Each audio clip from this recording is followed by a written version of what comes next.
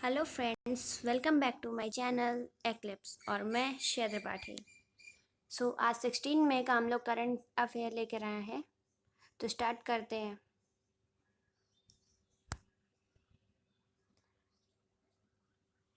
हाल ही में sky tracks द्वारा Changi हवाई अड्डे को विश्व के सर्वश्रेष्ठ हवाई अड्डे के रूप में सम्मानित किया गया। चांगी हवाई अड्डा कहाँ पर स्थित है? Option A Japan, option B चीन, ऑप्शन सी सिंगापुर या ऑप्शन डी छत्तीसगढ़। इसका आंसर है option C Singapore. Skytrax award विश्व के सर्वश्रेष्ठ हवाई अड्डे के लिए अवार्ड दिया जाता है। लगातार 8वें वर्ष सिंगापुर के चांगी हवाई अड्डे को प्रदान किया गया। दूसरी रैंक जापान के टोक्यो हनेडा हवाई अड्डे पर गई। इसके बाद कतर के दोहा में हमाद अंतर्राष्ट्रीय हवाई अड्डे ने स्थान बनाया। जापान ने विश्व के सर्वश्रेष्ठ घरेलू हवाई अड्डे और विश्व के सबसे अच्छे हवाई अड्डे पुरस्कार जैसे कई श्रेणियों में पुरस्कार प्राप्त किए हैं। स्काई ट्रैक्स पुरस्कार 6 महीने की अवधि के दौरान 100 से अधिक राष्ट्रीयताओं से हवाई अड्डे के ग्राहकों द्वारा पूरे किए गए विश्व हवाई अड्डे सर्वश्रेष्ठ के प्रश्नावली पर आधारित हैं। नेक्स्ट क्वेश्चन, किस स्थान के तंजावुर नेति वर्क्स पिथवर्क उत्पाद को जीआई टैग से सम्मानित किया गया है? Option A Tamil Nadu, option B Paschim Bangal, option C Assam, option D Odisha.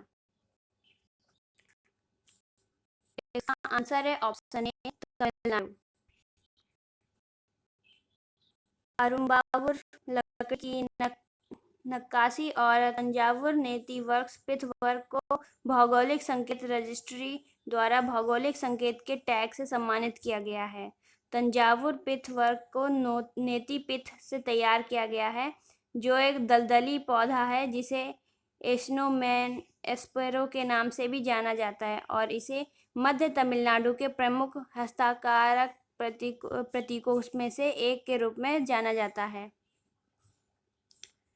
Next question, किस राज्य ने छात्रों को घर पर ऑनलाइन कक्षा प्रदान करने हेतु दूरदर्शन के साथ साझेदारी की है? Option A Delhi, option B Uttar Pradesh, option C Jharkhand या ऑप्शन डी मध्य प्रदेश। इसका आंसर है ऑप्शन सी झारखंड। झारखंड राज्य सरकार ने छात्रों को घर पर ऑनलाइन कक्षाएं प्रदान करने के लिए दूरदर्शन के साथ भागीदारी की है।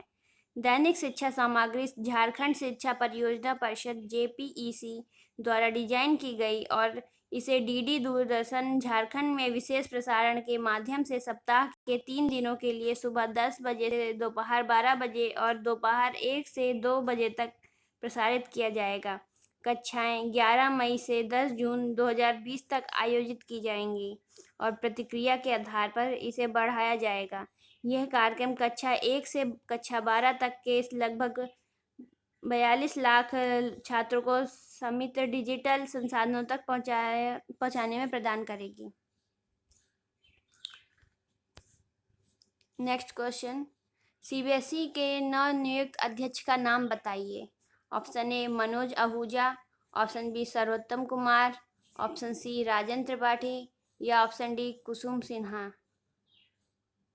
इसका आंसर है ऑप्शन ए मनोज आहूजा। भारतीय प्रशासनिक सेवा आईएएस के एक वरिष्ठ अधिकारी मनोज आहूजा को सीबीएसई का नया अध्यक्ष नियुक्त किया गया है। वो भारतीय प्रशासनिक सेवा आईएएस अनीता करवाल की जगह लेंगे।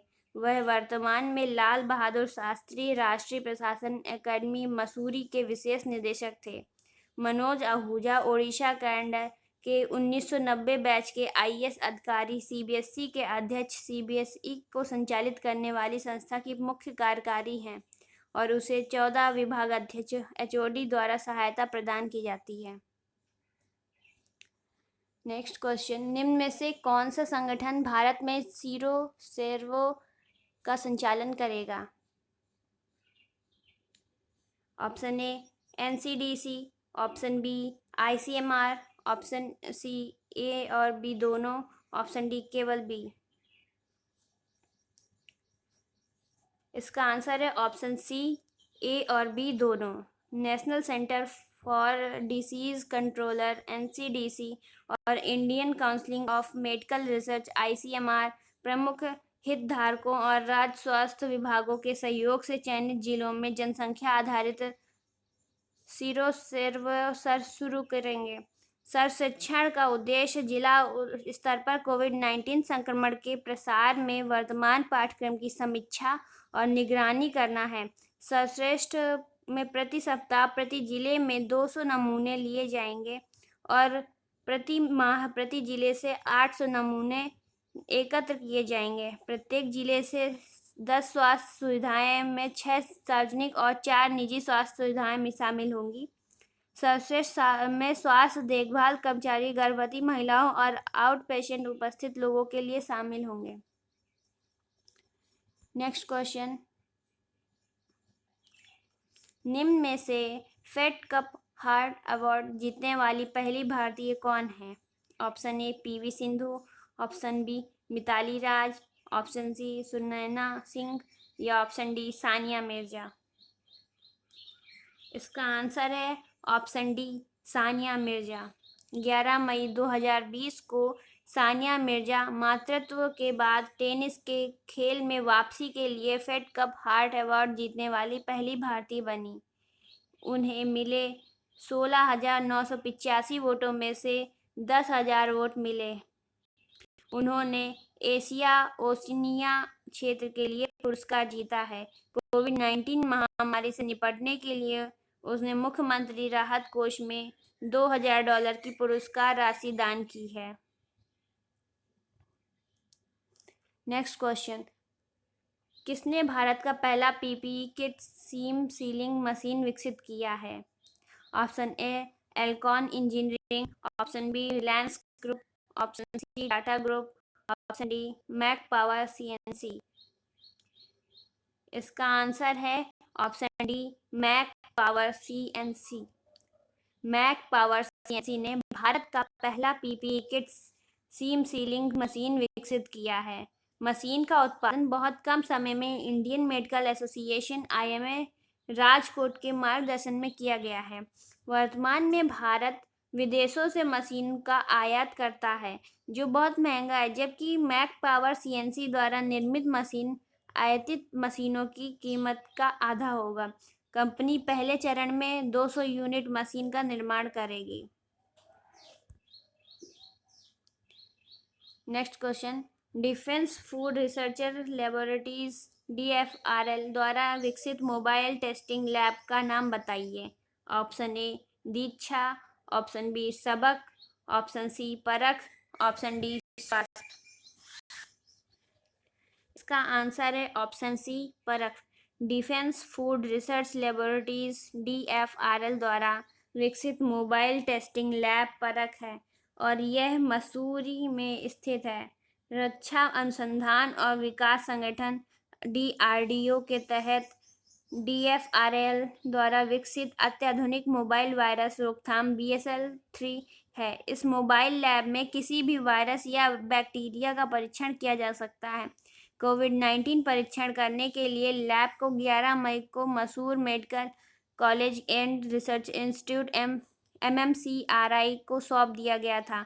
Mobile lab ISO 20 feet container पर निर्मित एक स्वतंत्र प्रयोगशाला है और कक्षा ISO 7 का अनुसरण करती है। प्रयोगशाला पर्यावरण, भोजन और नैदानिक नमूनों को संभालने के लिए नकारात्मक दबाव में कार्य करती है। नेक्स्ट क्वेश्चन, भारत में शिशु मृत्यु दर किस राज्य में सबसे कम है? Option A Madhya Pradesh, option B Kerala, option C Assam, option D Bihar. इसका आंसर है ऑप्शन बी केरल। भारत में केरल की मृत्यु दर सबसे कम है। यह आंकड़ा 2017 से 10% हजार जीवन जन्मों से घटकर 2018 में 7,000 प्रति हजार जीवित जन्म हो गया है। यह IMR मानव और स्वास्थ्य विकास के लिए महत्वपूर्ण संकेतकों में से एक है। उच्चतम शिशु मृत्यु दर IMR मध्य प्रदेश का है, जहां प्रति 1000 जीवित जन्मों में 48 मौतें होती हैं। शिशु मृत्यु दर IMR वर्ष 2018 के लिए सैंपल रजिस्ट्रेशन सिस्टम में जारी किया गया है और इसे भारत के रजिस्ट्रार जनरल द्वारा प्रकाशित किया जाता है। नेक्स्ट क्वेश्चन, अटल पेंशन योजना APY का संचालन निम्न में से किसके द्वारा किया जाता है?